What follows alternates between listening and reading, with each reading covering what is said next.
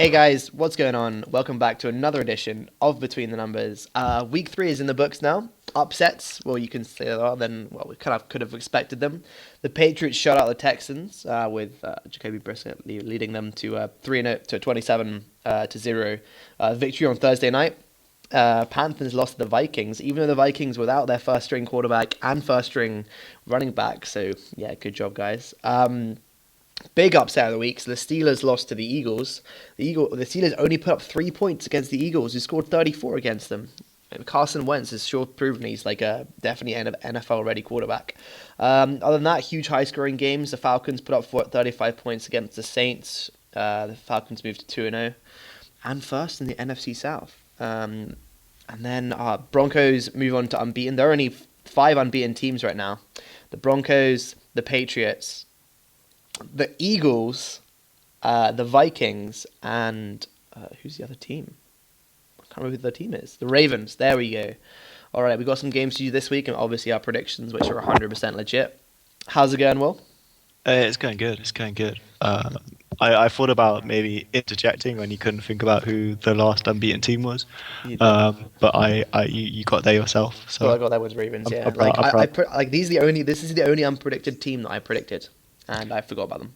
So that's yeah, I always was good. gonna say, considering my team, the Patriots, is still unbeaten. I did not think that was going to happen in any way, shape, or form. Thought we were going to go like 2-2 or 3-1. I thought 2-2 would be like you guys at your best.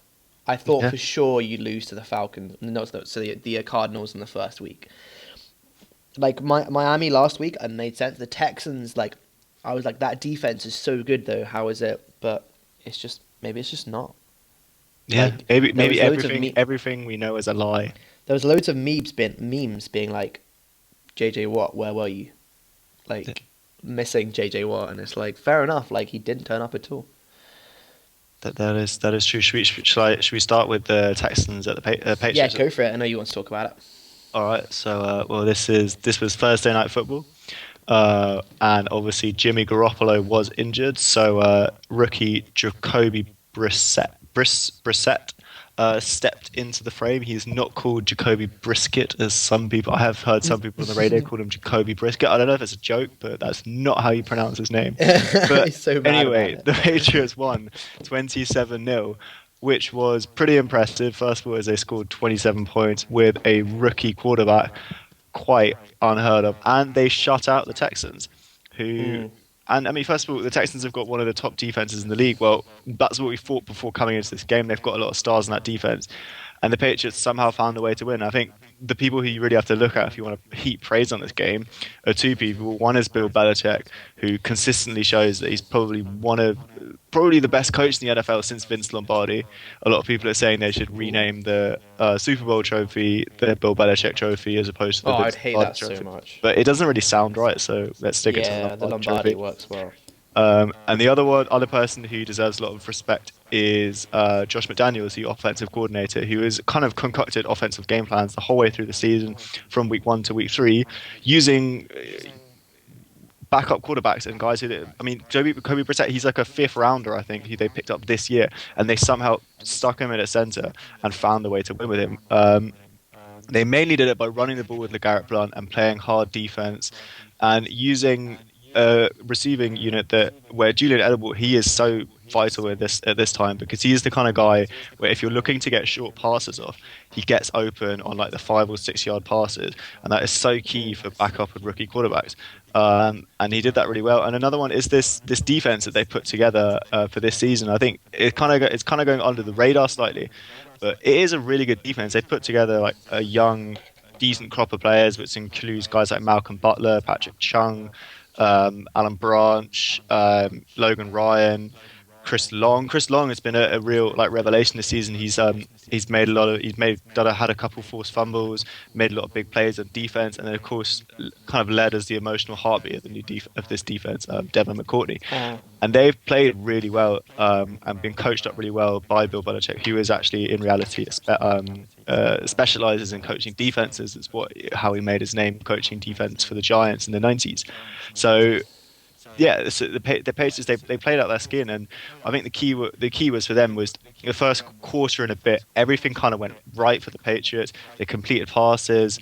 Um, they they were making plays and it was going right, and then it sucked the life out of the Texans. And then all the Patriots had to do for the rest of the game was just run the ball with LeGarrette Blount and kind of just slow the game down and win the game. And that's exactly what they did.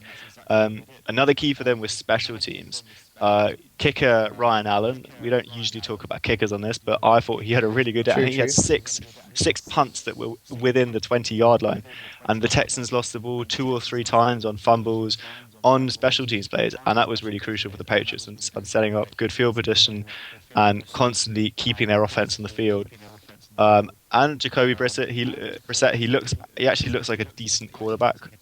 So it looks like the Patriots are doing pretty well in the quarterback market, seeing as they have one of the best quarterbacks of all time coming back in week 5. But the problem is who's going to line up at quarterback this week.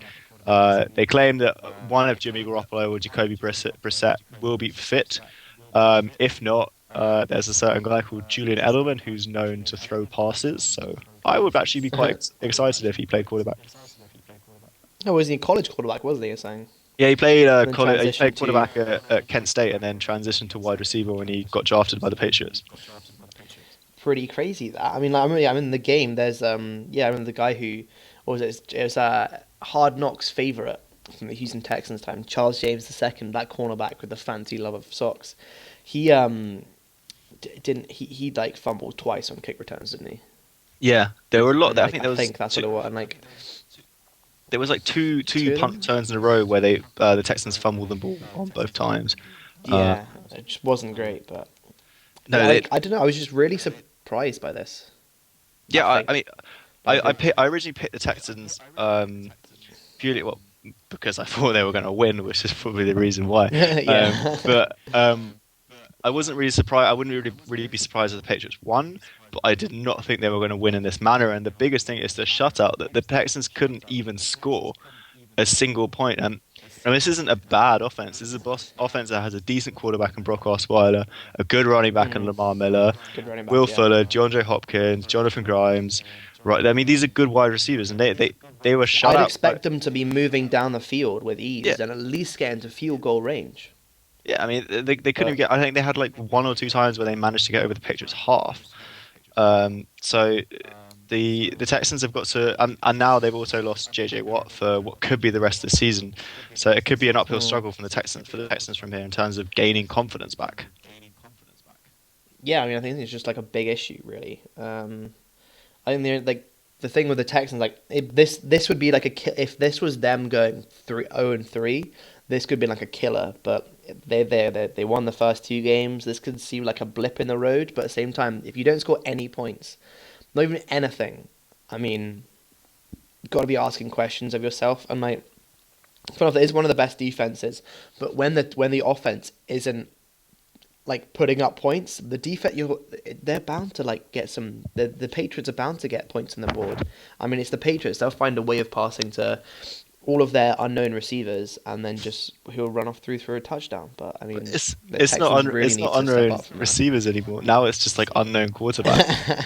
Like I was saying for the show, like I half expect them to just put like a stick out for the next game and then just still win. Who's next game's the you guys got the Bills, no? Yeah. Yeah, Rex Ryan said in a press conference that he doesn't care who plays at quarterback. They could put Belichick out at quarterback and we'll still try and sack him. I mean, hopefully, but you know. Anyway, I think moving on for one of my games that I really want to talk about is this game in Miami. It went to overtime. The Cleveland Browns versus the Miami Dolphins, and it just seemed to be the most Brown things ever.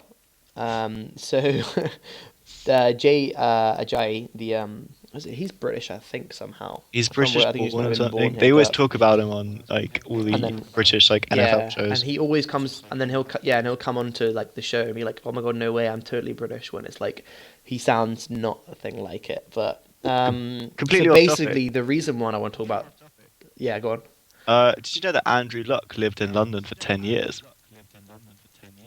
Yeah, because didn't his dad play in like NFL Europe? Yeah, he was like head of NFL Europe or something, and he lived in London for 10 years. I think that was in, yeah, 10 years. Damn. I mean, like he's got a really American accent for someone who's lived in London for 10 years. But Yeah. I guess you can't really stop that. Anyway, the Browns Dolphins game. Terrell Pryor. We were talking about wide receivers who are quarterbacks with Julian Edelman. Terrell Pryor, the ex-quarterback, now wide receiver for the Browns. He was the first Browns player since 1977 to have there was multiple receptions, rushes, and passes completions in the same game. I mean, like thinking about nowadays, like you might get a trick play where the quarterback catches one pass, maybe, but for have like over two, that's crazy. So and obviously the Browns didn't have RG3, didn't have um, Josh McCown.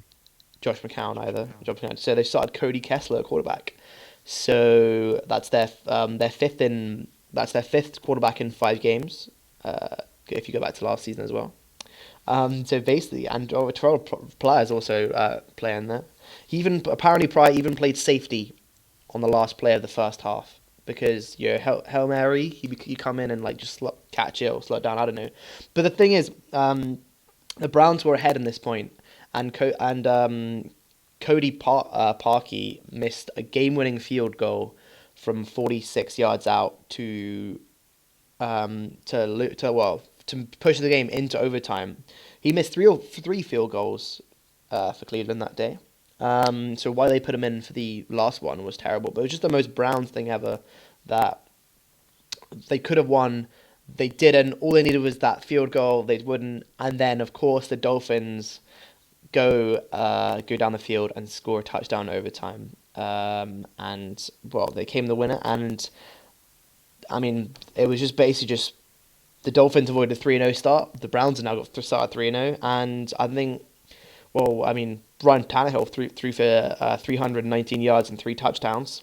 To be fair, he did 2 interceptions as well, but it's just that in this game it was just probably the most Browns thing. That the Browns are doing well. They have the explosive plays. Terrell Pryor actually had 8 receptions for 144 yards and also threw for an extra 35 yards. But yeah, Jarvis Landry with the huge play at the end to get them into field goal range for for overtime. And J.J. ran it in for 12 yards untouched. And it was just like the Browns have a chance to win, lose it. Everything just goes wrong for the Browns, really. They're trying so hard as well. And their defense is still like pretty decent. But I feel the Browns just like that. It's just summing them up, really. They have the worst luck. And it's just Yeah, not pushing I for think it it in the was NFL today. I think it stung even more for them this game because I actually thought they played well. They were playing really hard, like they were trying to win. It wasn't like they were just giving up and playing with no passion. They were playing with passion. It looks like Hugh Jackson has got them really well motivated. They want to play for him. They kind of buy into his system. And what annoys me is you just see the complete opposite with the Dolphins. You see it like just like a group of stars that have been thrown together. They don't really look like Mm. motivated. And they don't look like that they want to be successful. They just look like they want their next paycheck. Um, and I felt kind of annoyed that the Dolphins won the game. And you know what I think of Ryan Tannehill? I still wasn't like, okay, cool. He got 319 yards for 3 touchdowns and 2 interceptions. All right, it was against a pretty bad Yeah. defense. And it took him a while to get going, and he still gave up 2 interceptions. So I think there's a lot Yeah, of and the fact that you almost lose to the Browns is quite yeah. an issue there. It's So still the like Browns move on with, yeah, go on. still kind of embarrassing. Yeah, I mean, I was just saying that the Browns move on to 0-3, along with 3 other teams: the Chicago Bears, the Jacksonville Jaguars, and the New Orleans Saints, who I thought would all be doing better than this right now. And there was a stat which I had on NFL, Total Access, I think, and it was one team since the start of the Super Bowl, one team has gone 0-3 and made the playoffs. So it looks like in the whole time. So it looks like none of them are making the playoffs anyway. There was a lot of upsets this week, but it's just like the Browns are out. I mean, the Browns are already out of the playoffs, but like a team that maybe everyone thought would maybe reach the playoffs, the Jags, who we're gonna see this weekend. Actually, I'm excited for Yeah. that. I'm This will be super my pumped. first like regular season game. I've seen the Jets play the Panthers in a preseason game when I was in New York. This is my first regular season game. I'm excited for it. It's gonna be pretty good. I'm really excited for it. Uh, I it wasn't I was But yeah, expecting like both teams to be in do you better want to move shape. into your next game? I can't remember which one yours is on about. I am gonna do the Pittsburgh Steelers at the Philadelphia Eagles. What a game that was! Like, biggest surprise of the week? Yeah, I'd say definitely seeing the manner of victory that it was for the Eagles. I think it's the first time since the 90s that the Steelers have lost by such a deficit, and it shows like what a strong franchise the Steelers are that they don't lose by those kind of deficits. And yeah, so they Mm. lost 34-3 to the Philadelphia Eagles. The two stars were really Carson Wentz and Darren Sproles. Darren Sproles, who had 128 receiving yards, which is pretty impressive off six receptions. Carson Wentz had 301 passing yards and 125.9 passer rating. He still hasn't turned the ball over. He hasn't fumbled. He hasn't thrown an interception yet. He is the first rookie to do that, Wow. which is pretty impressive. Props to that And offensive line as well. I think it's just kind of credit to the entire team that especially I think the biggest like everyone's been talking about Darren Sproles and Carson Wentz, but I think someone who deserves a lot of credit, who hasn't been given a lot of credit yet, is Jim Schwartz, who's the defensive coordinator, who's taken what was like kind of like a sub-average defense, um, and Yeah. put them in a position where they can win games on it. I mean, this defense they reduced the Steelers to 3 points. The Steelers that has the best deep throwing quarterback in Ben Roethlisberger, the best wide receiver in Antonio Brown, a pretty decent running back in D'Angelo Williams, and they couldn't score more than 3 points. I mean, it. It's a testament to his ability. I mean, his name's already been put out as a guy who's going to be in line to be a head coach next season to maybe get a decent job. But he's taken. There's a lot of players out. The guys like Fletcher Cox has been a real star. He Other guys like Jordan Hicks, Malcolm Jenkins, Benny Logan, Rodney McLeod. And basically, what he's done, he's kind of kept the same nucleus of defense that they had under Chip Kelly, but he's playing a slightly different system. I think he's playing a 3-4 front, which basically suits a lot of these players a lot better. Um, and doesn't really just from the smallest thing from Fletcher Cox in Chip Kelly's defense was already a star. He was getting a lot of sacks, and he was by far the best player on that defense. What Jim Schwartz has done now is he's basically just put him in a position where he can be even better and play more naturally, and it complements his natural game plan a lot more. And I think that's what we've done with all the defensive players, and it's kind of molded them really well. And now they've turned into a decent defense. Um, but yes, I'm onto Carson Wentz. After talking about loads, I think he's helped quite a lot by yards after catch. Darren Sproles gets a lot of yards after catch, but they've Yeah, already started definitely. making the Peyton Manning and Aaron Rodgers comparisons for him. No way. Already. Yeah, I saw a quote. I don't know if it came out of an Eagles player, but it was before the snap, Carson Wentz is like Peyton Manning, and after the snap, during the snap, he's like Aaron Rodgers. So that didn't take long for quotes like that to start coming out. It's a big. I mean, like about this game, I was just most surprised by like how few points the Steelers put up, and it was just that it's the most explosive offense in the league. I think everyone knows it is. Well, I mean, like at least like next week. Do they have Le'Veon Bell back next week? Did it get reduced to 3 from 4 games? The suspension. Yeah, he's back. Okay, well, I mean like that. They hopefully might lean on the run game a little bit more with that. But you know, he's saying like, yeah, the big highlights. I was just so confused. Like not even a touchdown. Like they got the best wide receiver in the league. they got really really close to a touchdown during their first drive. And I think a lot of blame has going to have to be shifted on this guy, Marcus Wheaton, who had two really horrible drops, and one of those was on this first drive on the touchdown, where the ball it was literally in front of him, and it was almost like he closed his eyes and the ball just fell through his hands. Like there was the block came in Oh no. after he dropped the ball, so yeah, Yeah, a he lot of tried to catch it. Yeah.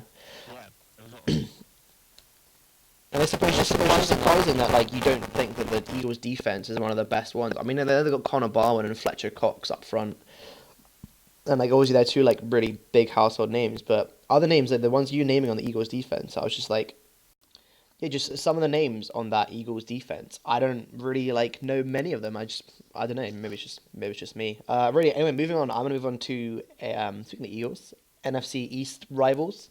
I feel like we always cover an NFC East game. Like, didn't we do the NFC. Giants and the Giants and Cowboys last week, and I'm doing the Redskins and Giants, Yeah, we seem to and I we probably do the seem to have Giants in the first become week. we seem to have become what I really dislike is this constant Always covering talk. NFC East Oh, games. I know. I think it might be me though. I Yeah, think I'm the one who wants to talk about it. Oh well. yeah. Anyway, the Redskins Giants game, guys. Um, the Redskins pulled off the 29-27 victory here, with Dustin Hopkins kicking a 37-yard field goal late in the fourth quarter. Um, so this is the Redskins to avoid going 3-0, and 3-0 for like divisional champs have been terrible. They really needed a division win here. Um, but Kirk Cousins obviously thrown for 296 yards, two touchdowns, and no interceptions. Eli Manning, however, one touchdown, 350 yards, but two interceptions. And it seemed to be like a running back by committee kind of thing for the Redskins. Got Jones and Thompson both like splitting. Jones got most of the carries. Um, but it seemed to be that it was just Manning throwing that losing interception on the final drive. I think he was in the red zone. Yeah, it was coming. It was in the end zone that got picked off, and it was just one of those things which it was just Eli Manning throwing the way he shouldn't be going. Anyway, the big news about this one is I can't believe we didn't really talk about it beforehand. Previous weekend, like the predictions thing, is the Josh Norman versus Odell Beckham thing, and I think even though Josh Norman technically, so Odell Beckham like kind of won the day. Like he got some yards off Josh Norman, and Josh Norman should have had an interception. Um, but Odell Beckham went for 121 yards. We didn't get any touchdowns, but I think yeah he won the Beckham probably won the day against Norman, but Norman definitely won the match, and it was you could see well obviously he won the game, but Odell Beckham was so annoyed. You could see him like taking out on the goalpost on like the kicking net, and like like you push something and he pushed it and then it fell into him, and like that got really annoyed, and he had to be like calmed down by his wide receiver coach, and I had to get to the case when Eli Manning came over and was like, listen, like we need you back in the game, like your head's set for this, like this is how we need to go down the field and win. And it was just like the most unprofessional kind of thing, really. I think that's going um to come back to bite the Giants soon again. Yeah, and it just seemed to be that it seems that Odell Beckham lets Josh Norman get into his head and lets him like get all that stuff together, and it seems that Odell Beckham's just not really into it. I mean, obviously he had all the receiving, but he was more into different things. There was the period where like you see the play where like it was in the end zone. Josh Norman just picks up Odell Beckham and just Yeah, like walks him out of the end zone. That was the major thing in this game, really. that didn't even Um, get flagged at all. no, he didn't. Yeah, it was so confusing. Obviously the Giants getting two rushing touchdowns um, in the game, but it was just this could have killed off the Redskins, and like I think Manning should have, like, if he doesn't throw the interception, it definitely does, because they're in like they're going for the touchdown. The field goal would have won the game for them. Um, but like yeah, I mean this would have put the Giants obviously unbeaten, them and the Eagles on the same level, running the NFC East. And this would have, like, the Redskins really needed this, and this is why I want to talk about it. It's just that as the defending divisional champs, they lost this game. That could have been their season over. I mean, you told that stat. You guys heard the stat I said earlier about if you go 0-3, no one in the Super Bowl era. I mean, only one team has done it, has made the playoffs. But there was an ejection of the Giants center. I think it was Richburg for a personal foul against Josh Norman. But after Josh Norman nailed Sterling Shepard, he just comes over and just like kind of like blocks him out of the way, but just like cheap shot. He gets thrown out of the game. So it's a common like a whole kind of like beyond just those two. It seems everyone getting involved in that game. This is why I think that Josh Norman, despite the fact that Odell Beckham had more yards and had the like on the field advantage, I think Josh Norman is still 100% in all of their heads. Just like the way definitely. Odell Beckham like reacts to him and does the things, and he lets him like come at him. I still think Josh Norman like won the matchup in terms of like the mental matchup because Oh, he definitely, he yeah. he has like his own apartment in Odell Beckham's head now. And it seems to be like it's he won it through the center getting ejected out of the game. Because if like it's not just those two guys, it's the entire team, or the Redskins, or the entire Giants team are thinking about it. Yeah.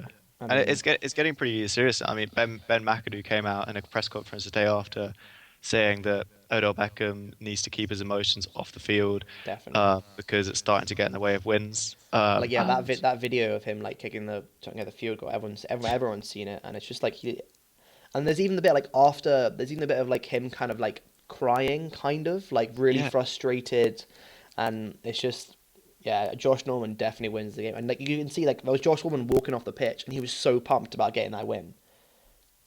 yeah, he was definitely excited, and I think he definitely he got the better of Odell Beckham. Yeah, Odell Beckham had more yards, but damn, Josh Norman plays that mental game really well, Mm. and he knows how to get under people's skin. But on the topic of this game, a guy who I was so impressed with was the rookie Sua Cravens, who was the first rounder Mm. for the Redskins. He actually got the winning interception as well. But it was last week as well. He looked pretty good, and this week again, he started to develop really quickly as an NFL safety. I'm so excited to see what else he's going to do. I thought he was one of the best defensive backs on the field that day. Mm. But yeah, this was 100% a game that the Redskins had to win because it would have been super embarrassing for them as division champions to be 3-0 so Mm. quickly. Uh, Definitely. and it was one of those like typical games where you're 2-0 and you have to win the game, and they came through and they won. Mm. I mean, it was just that the Giants had 118 yards in penalties, and it's just that like you have all these that you're getting all these penalties, and you're just not. You can't just give away these. You can't just give them 118 yards. It's just kind of embarrassing for them. Really, wasn't that great. I mean, like one of the issues was like a third down hit from Olivier Vernon, their big money signing, and it kept the Redskins drive going. And obviously the Redskins go and win. That was the winning drive because the Giants, Eli threw that interception. But it's just that it seemed to be getting it seemed to be like the mental battle. The Redskins won this one. And also, think of the situation now. Redskins, they have the Cleveland Browns coming to Washington on Sunday, and the Giants have got to go to Minnesota and play the 3-0 Vikings. So Mm. by the end of next week, the Redskins could be 3-1, and the Giants could be 2-2, and they will be ruining that interception. True. And we can say it. Right, do you want to move on to your final game? Yeah, why not? All right, my final game is the defending Super Bowl champions, Denver Broncos at the Cincinnati Bengals. We both picked the Bengals for this game. I was Mm. pretty confident the Bengals were going to win, but yet again, we keep writing off the Broncos and then keep forgetting that they did Maybe win we the just Super Bowl. shouldn't. Maybe we should just be like, yeah, you're gonna win the Super Bowl this year, Yeah. and then just like I Well, don't know. maybe that's when they start losing. When we start believing in them, When we they start stop. picking them, like yeah, maybe. But yeah, so the Broncos won 29-17.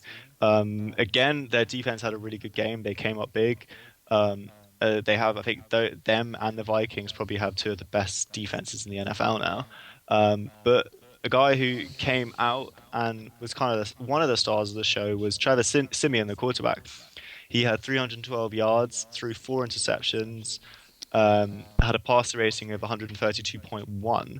Uh, and this was the first game that we really saw him like take shots down the field, and they kind of like let him like throw down his hair a bit. Emmanuel Sanders and Demaryius Thomas both had Demaryius Thomas had 100 yards receiving, Emmanuel Sanders had 117.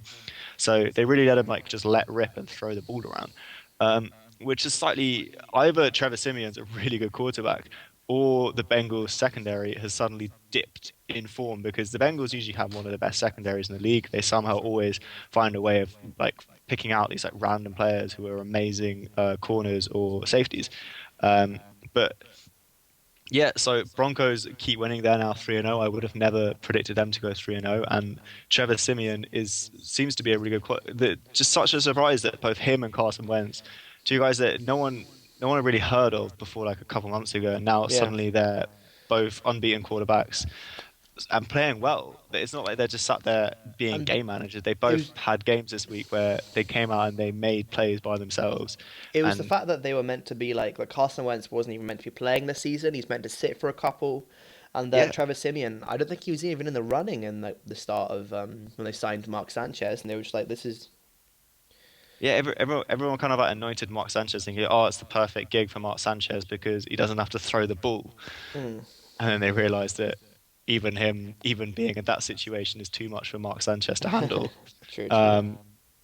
And yeah, I mean, I think it could also be start to show like a new trend in the way that teams go when they need a quarterback. Because a lot of the time before this season, when teams need a quarterback, they kind of roll the dice on a veteran who's Yeah. played on like 5 or 6 teams, like a Matt Castle or a TJ Yates or someone like that, Ryan who they Fitzpatrick. think is, or yeah, Ryan Fitzpatrick, someone who they think is a solid pair of hands.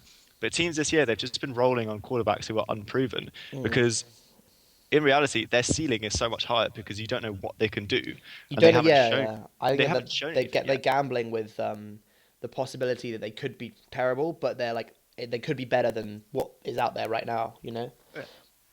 And it's working out for them. Look at all the rookie Trevor Simeon, Jimmy Garoppolo, Jacoby Brissett, Carson Wentz, Dak Prescott. All of these guys are coming out and they're playing well and proving themselves. They're taking their opportunity. Yeah. Yeah, and poor little Jared Goff is sitting It's on the just like sidelines. I know. I feel like the Rams must be like, what is going on? If he doesn't develop into something, Yeah. he's just not playing. Maybe he'll be the same as the other ones. Maybe he'll be really good. Oh, But I think with the I Rams really with their winning record right now, they're not going to want to pick someone else. no. I think that they'll keep him until Case Keenum does something stupid. Yeah, true. Um, but back to the Broncos Bengals game. Mm. Big problem for the Bengals now, I think, is that they've lost the last 2 games against the Steelers and the Broncos. Those are two teams that you would expect to play in the playoffs, and they lost to both of them. And they didn't lose in close games. They kind of hung around for a bit, but in reality, it wasn't very close at the end. Yeah, And these are the kind of games that they need to win on a regular basis. and we all They know want- how I'm sorry, not Aaron, Andy Dalton is during like prime time in the Yeah. playoffs. Well, he hasn't. I think he's won like one. They've won like one prime time game. So I think big problems for the Bengals. I still think they'll eventually make the playoffs, but they don't. They look like they have a lot of issues, and this is usually the kind of year when we see them peak and start to play well when they're not playing at this time of year. So either they're saving it up for December and to finally win that playoff game, or they've kind of finally like braked and the Marvin Lewis train is coming to a halt. I know. I think the issue for them is that the Steelers the Steelers are ahead of them, and the Bengals are top of the division with that 3-0 record. The Ravens. Sorry, my bad. The Ravens are, and it's just that if like you're gonna have to be second in your division if you want to be to the playoffs. But Yeah. especially Well, especially with the Raiders and the Chiefs and the AFC West, like the Broncos are still in the running there. I mean, like well, the Broncos are way ahead, so there's a lot of Yeah. teams who are pushing into the that wild card spot, and like the NFL notion of I think it's like 4 teams on average, 4 new teams make the playoff every year compared to the year before. I think that's the average. That's gonna be the case right now if it carries on like this. Yeah, I mean, I really love it that we have these these different teams that have suddenly gone unbeaten. It's really like blown both the AFC and the NFC like just completely wide open. That Definitely. no one knows whether these teams are going to keep it up or Or whether like the whether teams who are meant to be good are going to pick it up. yeah. Yeah. Well, Speaking of that, when I go into my game with the Arizona Cardinals and the Buffalo Bills, the Buffalo Bills were 33 points up against the Arizona Cardinals, so only managed to put up 18.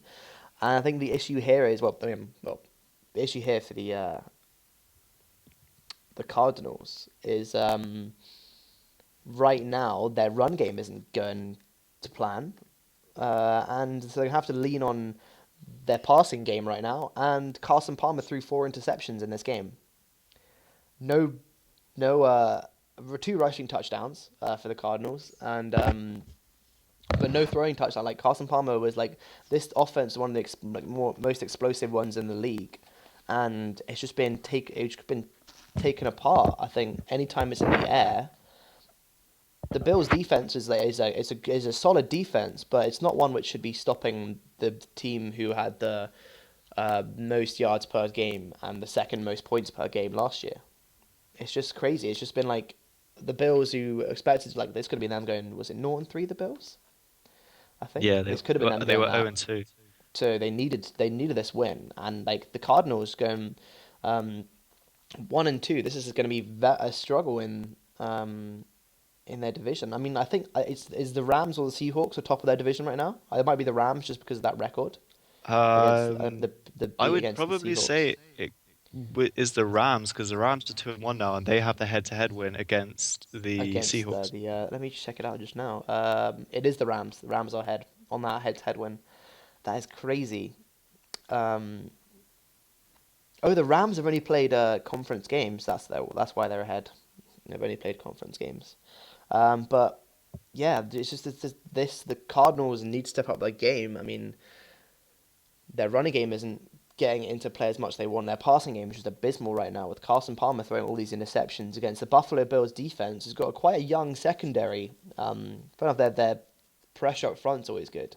But this is definitely good for the Bills rolling into next week, taking on the Patriots. The Patriots, their last game without Tom Brady. With the Bills, yeah, I'm looking forward to seeing that. But it's just from this game, for me, it just shows that how, as we were saying, some teams we expect to be like steamrolling other teams, just doesn't come out. I mean, they were like the Cardinals on first and second down were just terrible, and like you need to pick up yards if you can make it onto third down. Their offense was just stalling and like loads of like, the drives. I thought it just seemed to be like like it's just a problem. Like there was they had six punts in that game. And it just seemed to be that they just weren't doing what they were like. They weren't getting offense going or anything. Yeah, And it's going to be an issue like later on the season. I think if they don't sort it out.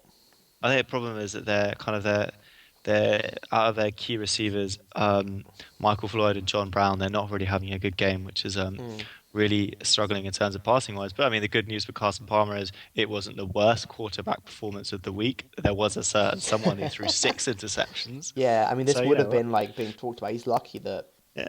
that He's it's, gone under the radar, but I think the key thing is like before Carson Palmer became the Carson Palmer that we know well now, who was challenging to be MVP last season, he was kind of an unreliable quarterback, and something that Bruce Arians did really well was hiding the deficiencies in his game. And now, ever since that horrific playoff loss, these deficiencies seem to have come back, and he's unable to throw the ball deep. His accuracy has gone all over the place. And I think he's just lacking in confidence. And I think what the Cardinals really need, and everyone thought that they got that last week when they absolutely steamrolled the Bucs, was kind of like a game to bring back their confidence. And they thought they got that with the win of the Bucs, but they seem to not have that because they got absolutely steamrolled by the Bills. But then the Bills were kind of in an ideal situation to take a win here because they had the long week because they played Thursday Night Football last week. They sacked their offensive coordinator, and it seemed they did like all of the things yeah, coming that off you the do back with of that, it panic. was crazy. It just seemed like Yeah, they shouldn't have won. Like yeah, everything was no, pointing towards them, not, and then I don't know.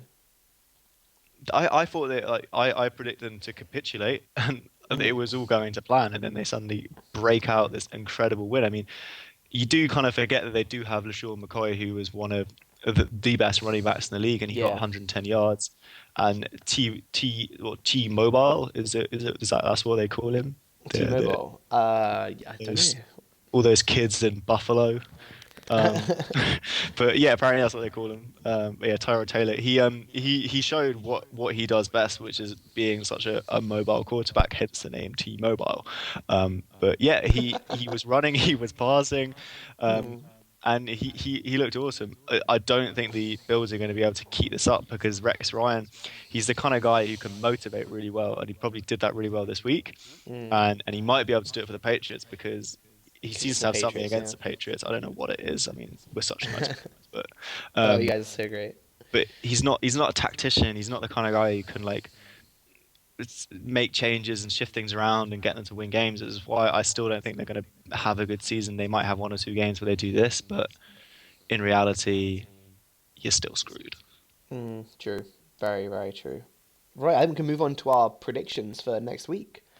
Unless there's anything you want to bring up, any news you want to bring up this week, right now?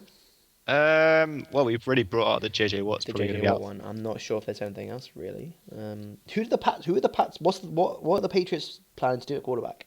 Well, basically, what they said is that one of Jacoby, they haven't said who, one of Jacoby Brissett or Jimmy Garoppolo should be fit for Sunday. Apparently, the news is I was reading up that Jacoby Brissett, it was his he had like a broken thumb, but he's been training without a bandage or like any like cast on his thumb, so he might have more movement than you think. So people are leaning towards it. Brissett probably will start. Hmm. But I'm still holding out that Julian Edelman's finally going to get that start I've been hoping for. That'd be quite funny. That would be pretty good. So I look forward to that. Anyway, I think this much. Do we talk about the Thursday night game this week? Yeah. It's the Dolphins are traveling to the Bengals, and the Bengals really need to pick up a win here. Um, so do the Dolphins. I think they both 1-2. They are both 1-2. They're both 1-2. So I mean, I think the Bengals are going to bounce back with a win here. So I want to pick the Bengals. I mean, they need to get a win here, especially against the conference rival. Yeah. If they're going to make any way in that AFC North, they're going to need to be the Dolphins there. Yeah, I'm gonna stick with you as well. I think the Bengals are gonna win. I think, like you said, these are both teams that are highly desperate for a win. It's difficult to come out from 1-3, and the Bengals just have a better roster. They're playing at home, and I can't really like the Dolphins. They don't strike me as a team that when they're backed into a corner, they're gonna kind of like come out like all guns blazing. Like they haven't Yeah, got the it's type of true. players to do that. And yeah,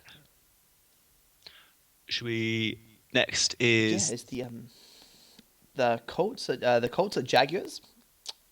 Oh wait, no, it's a late game. Sorry. no, that's it's 9:30 a.m. their time. Oh, fuck, that's us. Oh, Yeah, wow, that's the game we're going to. yeah, I'm right. We're gonna watch this. The yeah. Jags are 0-3. What are we gonna see? We're gonna see a Jags win. I kind of want the Jags to win just because we're gonna be there. I'm definitely gonna be supporting the Jags here just because they're underdogs and they've signed that deal that they're gonna be playing us. I think yeah, I'll go for the Jags as well. They need to put up a win. They're 0-3. I mean, this would be like maybe a salvation in their division, but Do you think if the Jags lose, there's going to be like a scenario like Joe Philbin last year that Gus Bradley doesn't go back to Jacksonville after the game, that he gets maybe sacked? I think that's like this has been like he's been there for like how like 4 years now. Yeah, They need to start pulling, get their finger out their ass and do something about it. yeah. They have not been good at all, and they need to move on to get a win. Like, because just for the coach as well, I think they all like Gus Bradley, but just I haven't think found the win. I think that's a problem as well. That usually when you sack a coach mid-season, it's because there's some kind of issue in the locker room and you're not playing well, and there's like a coordinator who can kind of step in and motivate them. That's what I don't think they're going to sack Gus Bradley because who do you replace him with? There's no one from within you No, going right to now, step yeah, up. not a win. And I think you have to maybe get someone off who's free agent or approach someone during mid-season.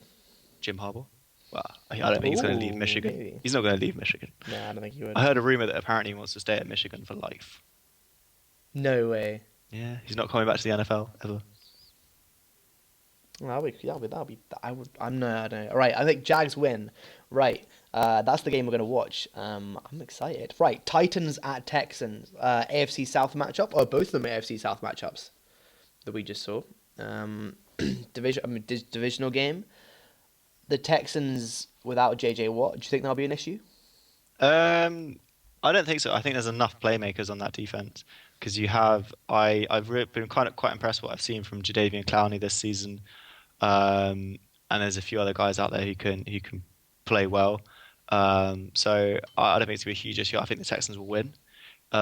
Because the Titans have looked slightly worrying. I'm slightly worried about Marcus Mariota. He's a guy I tipped to do big things this season, and he's looked quite uneasy in that offense. Issue is he hasn't got any weapons to throw to, so he's kind of just handing the ball off to DeMarco Murray quite a lot. But he's making poor decisions, and he threw a couple of interceptions last week. So I don't know this one. I'm not sure. I think yeah, Mariota needs one. It's 1-2 versus 2-1, isn't it? The standings. I'm pretty sure. For the yeah. I think I got the Texans this one. I think they need a bounce back victory. I mean, I think they're going to put up some points. That'll be good. First step that way. But anyway, who did you have in this game again? I had the Texans. Texans. So All right. So we're all three the same. All right. Let's move. The Browns at the Redskins. I somehow think we're going to pick the same team here. What, the Cleveland Browns? Yeah, obviously. I mean, it's going to be the Redskins this game. Yeah. It's the Browns. Even if they're in that field goal winning drive, they're going to find a way to muck it up. Redskins win for this one. Good. Right, Seahawks at Jets. Interesting. I mean, just because he threw 6 interceptions, I don't think they're going to win. I'm going to pick the Seahawks. I'm actually going to pick the Jets. Oh. Because Okay. it's in New York, so the Seahawks have to travel all the way across a couple of time It's like zones. a morning game for them. Yeah, Yeah, it'll be a morning. so that's. I think teams always struggle with that. And I think the Jets have got a good enough roster to kind of bounce back from this, and I think they're going to be really, really motivated. And they're still okay. The Seahawks, they had a big win against the 49ers, but come on, that 49ers team is pretty crap. So I think there's a lot of issues on the Seahawks team. Especially, they're not really sure what's going to happen with Russell Wilson, whether he's going to be starting or not. But I think it's going to be a really low-scoring game because the Seahawks defense has looked really good, and the Jets have got a really good defense as well. That's true. Right, Bills at Patriots. You guys keep winning, and I think I'm going to have to put you to 4-0 because I'm not sure how you can not win without... Okay, if you don't have a quarterback... If you are putting Julian Edelman there, if it's not Jacoby Brissett or not Brissett, Brissett or Jimmy Garoppolo, I'll pick the Bills. But right now, if it's one of those two, I'll pick the Patriots. I don't have any reason not to. Okay, I'm going to stick to the Patriots until they give me a reason that they're going to lose. Exactly, I think that's just the main reason. Right, Raiders And at that would Ravens. be Bill Belichick getting a heart attack. Oh, not even Raiders. Panthers at Falcons first. That's what I mean. Panthers at Falcons. I'm actually quite concerned at the moment as a Panthers fan. I'm not really sure what's going on. We have played 2 very good defenses, as you mentioned, like before the podcast. But this is the fixture. This is the fixture that we lost last season. But I don't want to pick against us. And it's the Falcons are 2. This could put the Falcons to 3-1 and us to 1-3. This could be like issues for us. I'm gonna have to pick the Panthers in this game. I really think we need a bounce back victory here. Hopefully the offensive line holds up this time. I mean, we need to invest in I'm going that. with the Panthers as well. I think all your worries will go away. I hope they Don't do go worry, away. you'll be fine. It will all be all right. Right, the game that I thought we were going to do now. The Raiders at the Ravens. See, the Ravens are home in this game, and they're 3-0. But the Raiders are the sort of team who would upset that with, like, they would randomly put up loads of points. Their defense is good, has the potential, but I'm going to have to stick with the Ravens here. I think they start off 3-0. I think they moved to 4-0 here. All right. I'm going to take the Raiders at the moment. I might switch before. At the moment, I kind of feel like the Raiders, 'cause I really like that Raiders offense. They've been the reason they've been winning games. And the Ravens offense is kind of weak at the moment. They haven't hasn't been the reason they've been winning games. It's mostly been that defense, that young That defense that that's that playing really Eric well. Weddle defense though. Yeah, that Eric Weddle defense, and it's just or the it's one of their linebackers who has been looking really awesome. He's a first year starter. Big fan of him. Decent. All right. Okay. Moving on to the last morning game. I mean afternoon game is the Lions at the Bears. Now, everyone knows how much I don't like the Lions and how I think the Bears are great, but the Bears are just terrible right now. But this is the exact sort of game that the Bears would win. Like they'll do it. I'll go and pick the Bears. It's the exact game that the Bears would win. They're gonna do like how they beat the Packers at Lambeau Field last year. The Lions are coming here thinking it's an easy game, but no, the Bears for this one. I got it. Okay, you're living in a dream world, like a dream reality. The Lions are going to walk all over the Bears. I think it could be a high scoring game, but there's no Jeremy Langford. Brian Hoyer's a quarterback. Yeah, he's an all right quarterback, but come on. He hasn't been He's Brian been Hoyer pretty hasn't been sacked, terrible. has he? He's like Brian Hoyer himself. Yeah, I don't know why I'm picking the Bears. I just it's the Lions. I don't like the Lions. I don't know. I just don't like Matt Stafford. All right, moving on. Matt Afternoon Stafford, games. who has like the second highest passing yards in the league. Yeah, but like, anyway, the Broncos at Buccaneers. The Broncos because they haven't lost yet. I reckon, and that defense will just destroy famous Jameis. I think. I'm going to keep picking against the Broncos and see what happens. I mean, I hope they'd lose. But I'm actually, gonna keep since going NFC until like South, right? We'll then just next week. I'm gonna pick if they win again this week. I'm gonna pick against them. Gonna pick for them in week 4. I mean in week 5. I mean, if they win, Maybe. you'll think they're gonna win next week as well. Yeah. All right. Okay, fair enough. Right, Rams at Cardinals. Are the Cardinals gonna win a game? Well, they've already won one, but like, I don't know if I want to pick them. Like the Rams, their defense is playing well. They're 2-1. I don't know what's going on right now. Yeah. It's pretty I surprising. mean, like, who are you picking? Like this might. I'm gonna pick the Rams. What I'm thinking and doing, like picking the Rams. But then it's. Oh no, I'll pick the Cardinals. They're at home. They're at home. That's the reason I'm doing it. That's why they should be picking it up. But we'll never know.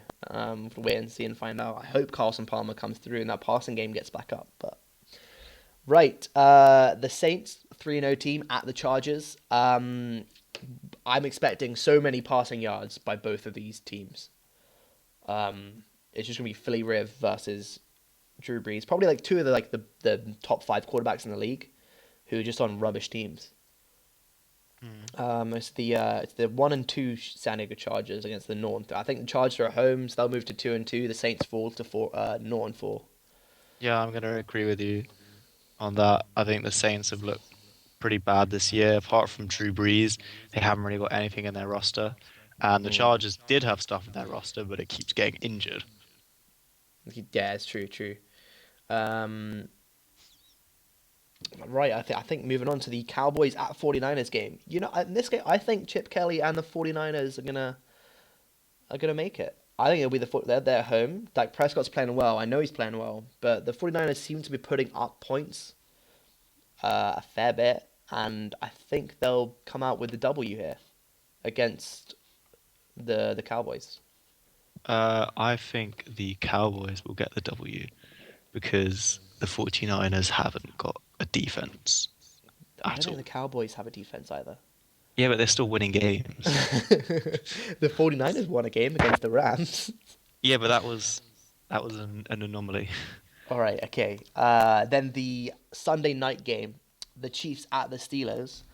So you got the 2-1 Chiefs against the 2-1 Steelers. I'm gonna probably go with Le'Veon Bell's back. Steelers win. Okay, I'm gonna go the other way. Oh, I think the Chiefs will be high on intercepting Matt Stafford. I mean, not Matt Stafford. Brian Fitzpatrick 6 times. True, And true. they're not going to intercept Ben Roethlisberger 6 times, but I think they will have seen how the Eagles were able to stop the really explosive Pittsburgh offense. And I think the Chiefs, they have better players on defense, so I think they're going to take that kind of similar game plan and just suck the life out of the Steelers. And I think there could be some worrying times in Pittsburgh. Could be. That's true. Right, moving on to the Monday night game. It's quite a good Monday night game. I'm not really sure who to pick here. The Giants, fresh off a loss handed to them by the Washington Redskins, go to Minnesota, where they won against the Panthers. So I'm going to be surprised here if the Giants win the game. I think I'm gonna have to pick the Vikings here, just simply because they are home and they're coming off like a big confidence booster against the Panthers, and if they can shut down us, they should be able to shut down the Giants, surely. Yeah, I'm going to agree with you on that one. I think the Vikings are, like I said earlier, I think that's one of the best defenses after the Broncos, and I think they're going to have no problem shutting out the Giants, not in their own building. Yeah, I mean, like, well, I think the Vikings are gonna get it in that new dome. Hopefully, move on to 2-0 there. Right, I think that is the Eagles are on a bye week. This bye week's kicking in. The Eagles are on a bye week. Interesting. Who else is on a bye week? I'm just like, who are the Eagles going to be playing? Wait, is it just the Eagles? The Packers are on a bye week. They're not playing. No. It's just those two teams. It's just those two. Usually it's like Wow. 3 or 4 teams on a bye Yeah. week, but it's just 2 teams to start. I'm flicking through and I can't see anyone else who's got. Yeah, I think that's it. I think it's just those two on their bye weeks. Right. I think that is it for this week. Actually, we have all the teams who are undefeated going undefeated, don't we? Oh, you picked the Ravens. Yeah. You picked the Raiders against the Ravens, didn't you? Yeah.